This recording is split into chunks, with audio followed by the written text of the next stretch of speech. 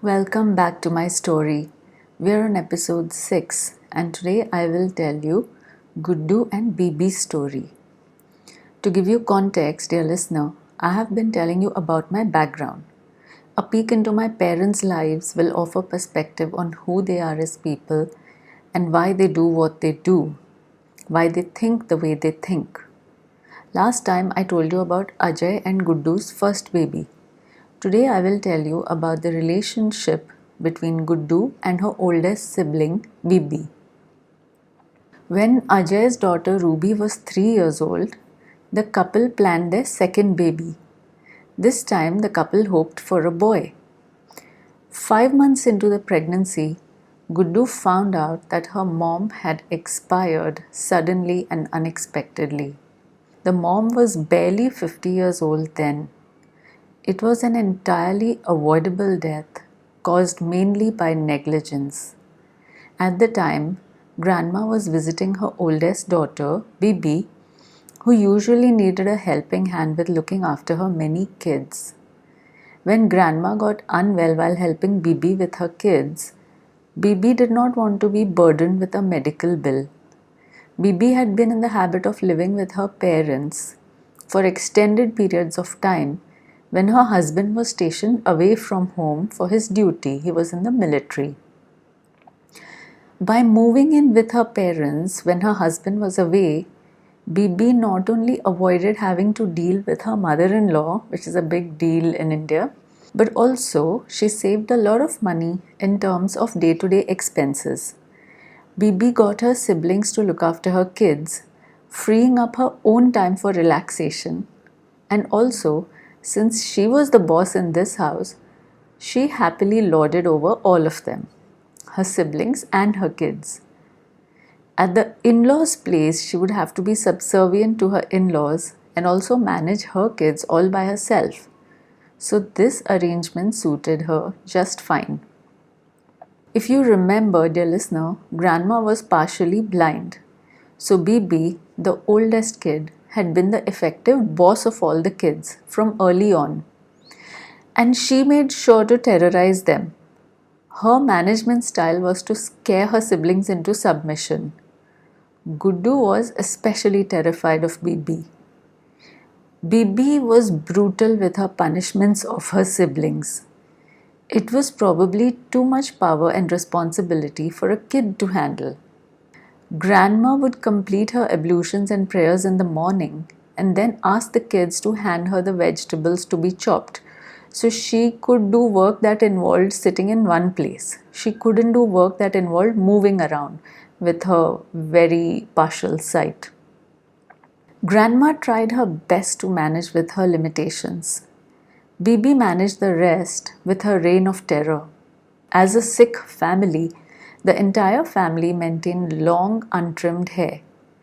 Beebee washed the long hair of all her little siblings on weekend mornings, then oiled, detangled, and braided it in the evenings. That's the way you do when you're a Sardar.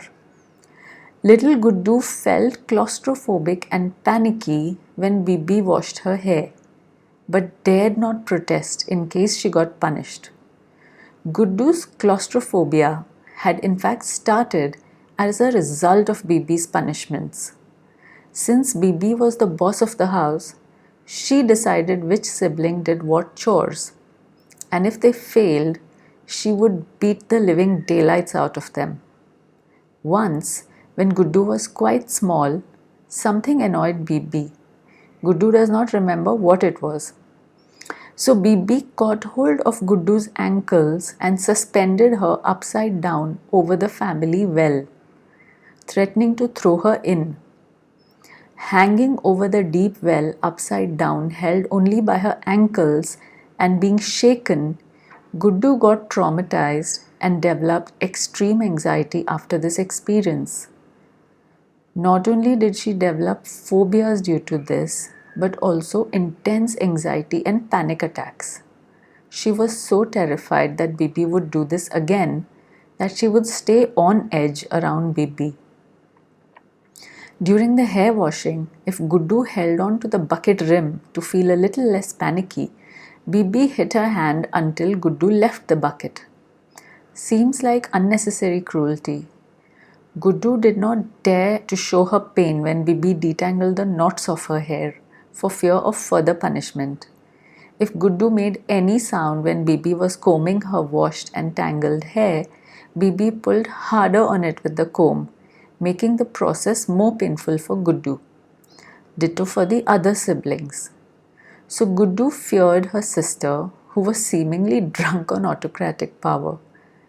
If Guddu saw Beebee angry with another sibling even, she got terrified that Beebee's bad mood might lead her to punish Guddu too, and she would rush around being extra good in completing chores. People do get scarred with physical abuse and corporal punishments that happen during childhood, and Guddu is a living example of this. In her 70s now, Guddu has a daily struggle with phobias and anxiety disorder, along with OCD and maybe some other disorders. So, Beebee's reign of terror did not end with her marriage. She kept coming back to her parents' house for her deliveries, to deliver her children, to deliver her babies, and stayed for long periods when her husband's postings sent him away from home. It was very convenient for Beebee to be at her parents' place where everyone was at her service and kind of scared of her. Since Guddu would look after Beebee's children most of the time, she loved the children dearly. It broke her heart when she saw how cruel Beebee was to her own children. Guddu was barely a few years older than Beebee's children. She felt more like a sibling to them. Each time Beebee left with her kids, Guddu, who had a special bond with the children, felt her heart break a little. She knew that Beebee wouldn't look after the kids quite as gently as she herself did.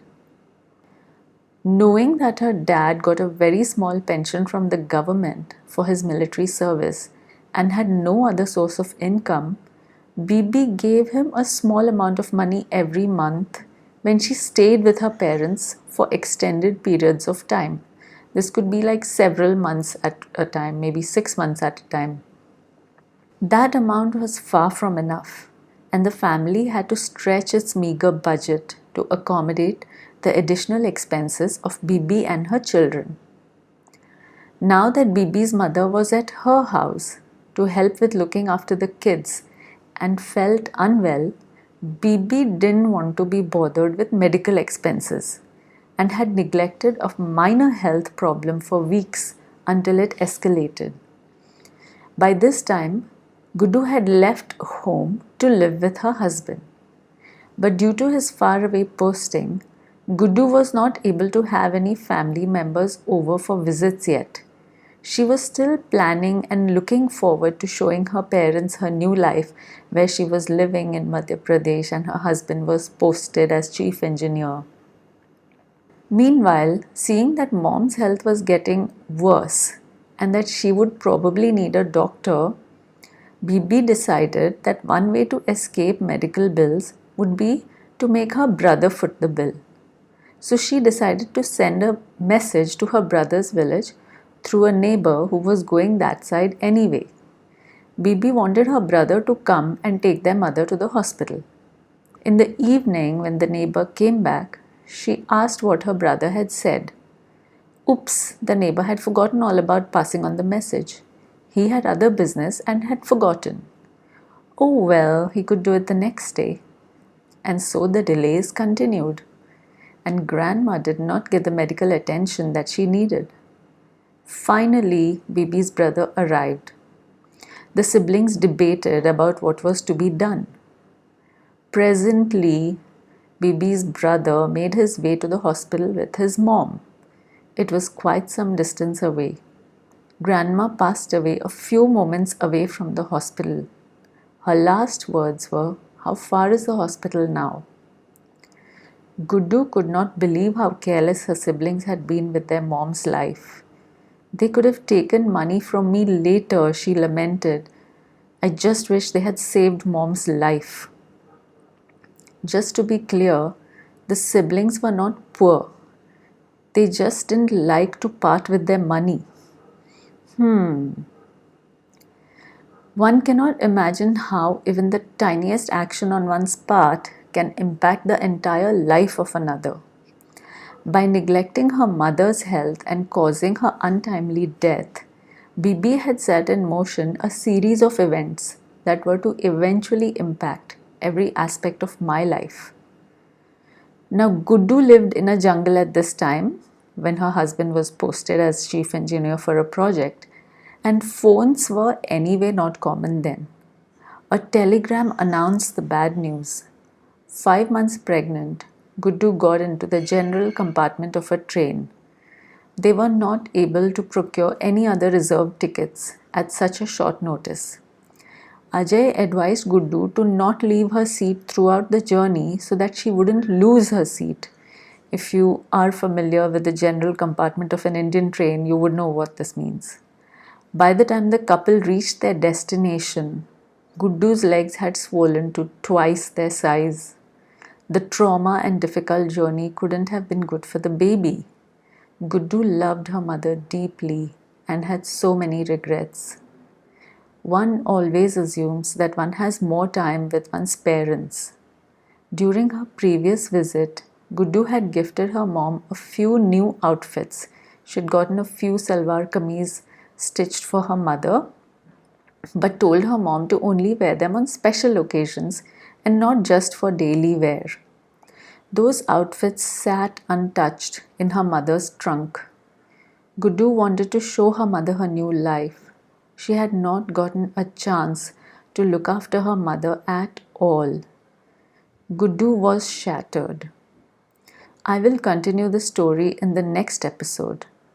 Till then, take care of yourself and stay healthy. I will see you soon. Bye for now.